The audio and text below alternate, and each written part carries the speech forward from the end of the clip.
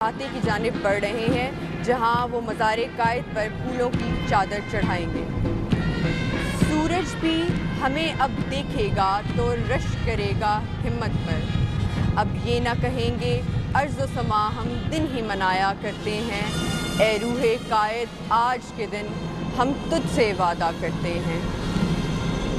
चांद को और भी रिफ़त की तमन्ना थी, इसलिए तो ये मेरे परचम पर कराया।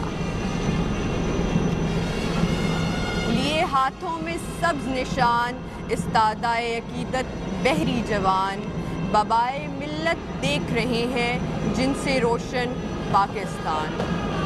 ये नौजवान, इनके हौसले कितने बुलंद हैं।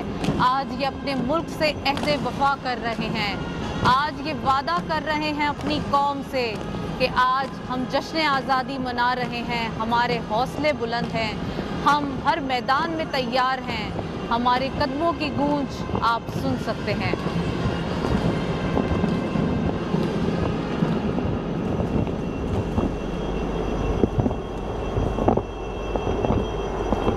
मेहमान खुसूसी ने मज़ार कायद पर फूलों की चादर चढ़ाई और अब वो फातिहा ख्वानी करेंगे।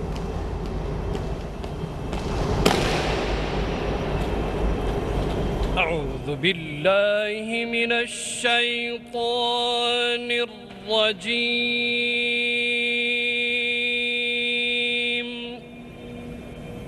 इसके बाद ऑफिसर ऑफ द गार्ड कायद आज़म को कौमी सलाम पेश करने का हुक्म दे रहे हैं।